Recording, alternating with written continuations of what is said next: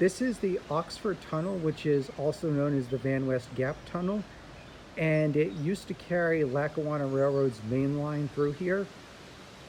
The tunnel itself was constructed in 1862, and it tunnels under a series of hills. Prior to this, they had to use a steep incline track over these hills, which would have required a pusher train and required the train to also stop and attach the pusher, and was one of the delays along their line, so they constructed this tunnel to bypass that. And now the tunnel actually goes under Route 31, which is one of the more main roads through this area. And the tunnel itself actually fell out of use when the Lackawanna Cut-Off was constructed in the early 1900s, the early 1900s, because that line pretty much bypasses the tunnel and provides a straight shot up through the Delaware Gap and into Pennsylvania without having to go through these slower and steeper lines.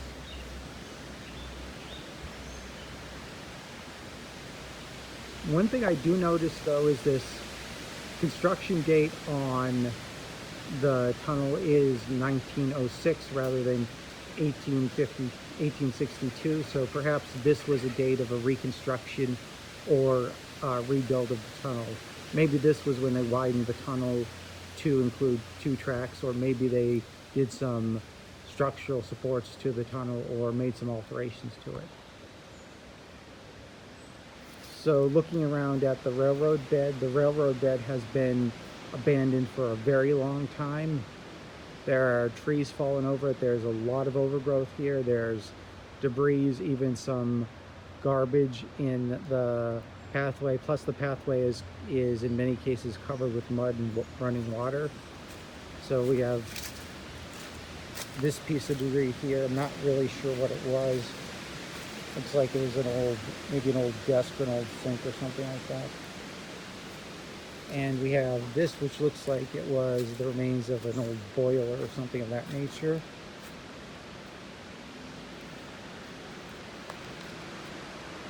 And there's quite a few rock slides onto the track as well, like that one right there. The tunnel itself, this end of it is blocked off, and there's no trespassing. I heard the other end was still accessible, so I might go that direction and see if there's a way to get into the tunnel. There is actually a hole through the fencing, but I'm not going to go there because that would be highly illegal.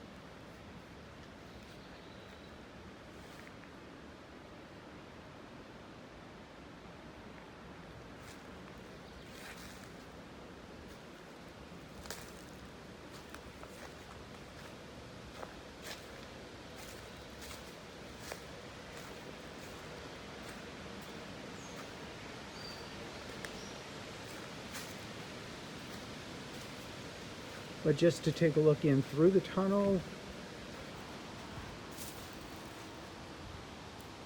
the tunnel is completely dark, so there's no sign of an exit. I'm not really sure how long this tunnel is. And it's covered in sand, but it actually looks like it's pretty dry in the tunnel. And the tunnel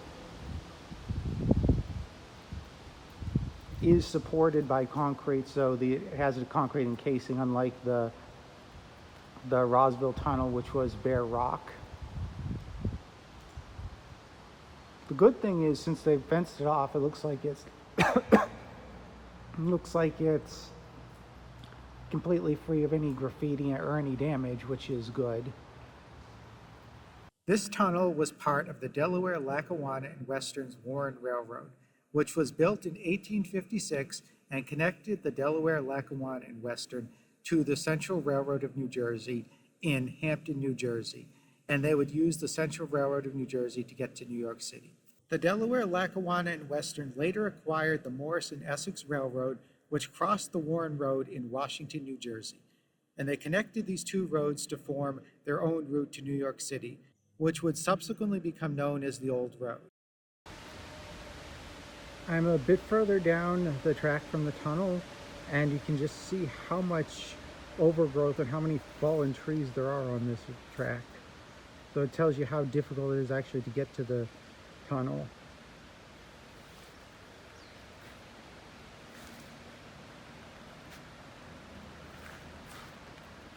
And the path of the track is actually contained within these cement walls here. So they've cut off so they've dug down into a trench and they put cement walls or block walls on the sides of it, which is good because it would prevent any rock slides from falling and blocking the track. Although, if you look at all those loose rocks up there, it does look like there would have been a significant risk of rock slides on this track.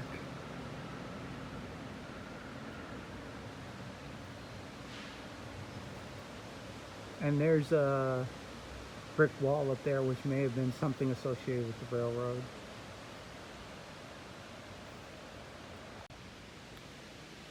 Looking more closely at the side of the track, I noticed that there's this, what looked like it's a base or foundation of a building that's been cut into the side of the track. So there's a doorway there, and then there's another hole right there.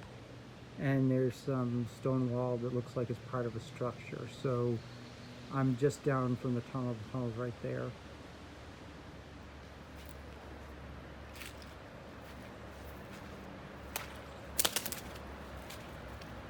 And looking inside the basement of this structure, it looks like it's completely flooded with water. There's an old surfboard in there. Unfortunately, I think that's a can of motor oil which somebody dumped here. And then there's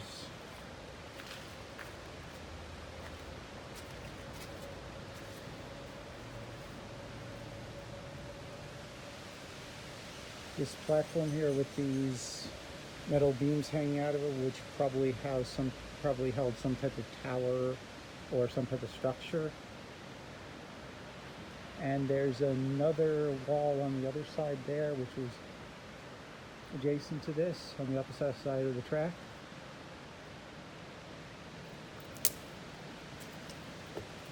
And following this over here, there's a set of stairs which takes you up to what would have been the second floor of this building here. Maybe it was a signal house or a storehouse or something of that nature.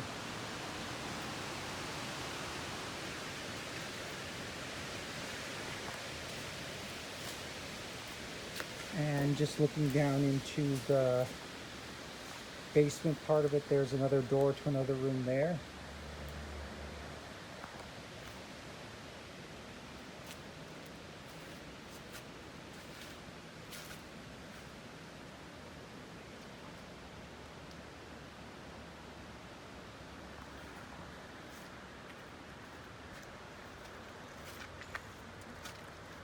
And the stairwell actually has some logs that have fallen and came to rest inside of it.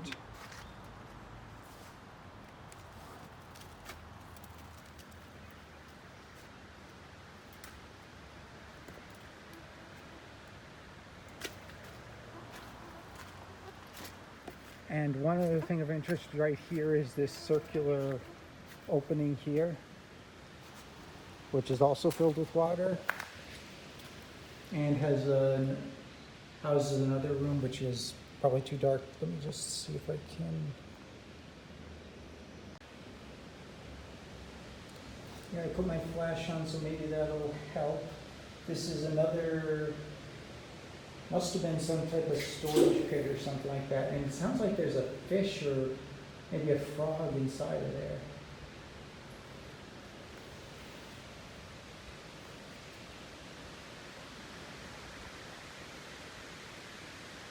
But yeah, look at the size of those boulders over there, though. If one of those fell on the track, it would have created a pretty big mess. So this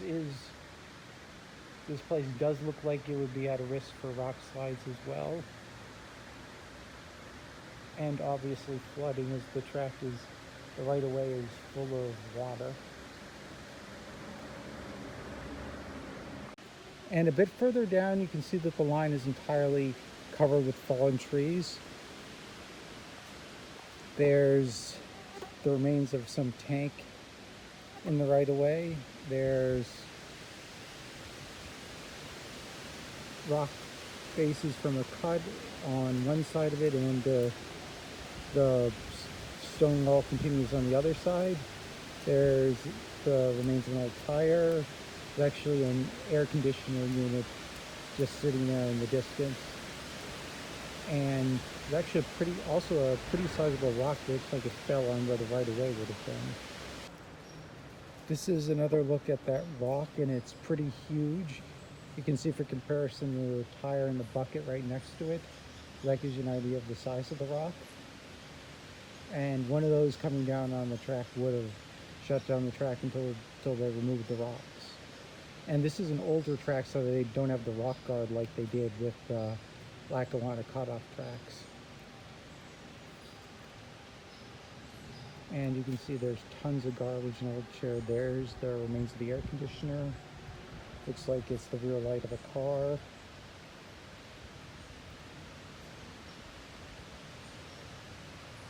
So pretty much the typical of what you get anywhere in the woods in New Jersey. People just dumping crap everywhere, which is unfortunate.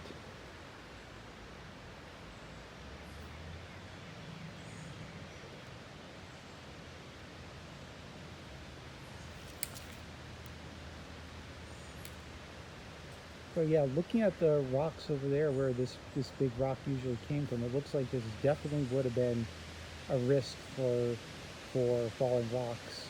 And we know that since this is the north, rocks are going to freeze over every winter, and it's going to crack them, and it's going to shear some of these rocks off. So yeah, there's definitely was a risk of rock slides here.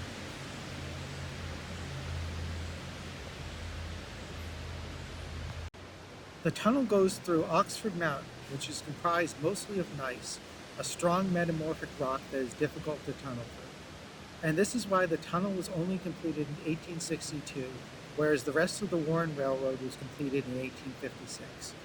The tunnel was originally double-tracked, but in 1901 they upgraded the line to handle larger cars, and there was not enough room to accommodate 2 tracks of the new size in the tunnel. So they ended up installing a gauntlet track and eventually a single track. As a result of this, Oxford Tunnel became a bottleneck on the old road, and this led them to construct a cut-off track from the Delaware Water Gap to Port Morris, which is east of here. Once this new track was constructed, the Warren Line and the Oxford Tunnel saw very little traffic, with the exception of some local traffic and overflow traffic from the new main line. The tunnel was eventually abandoned in 1970.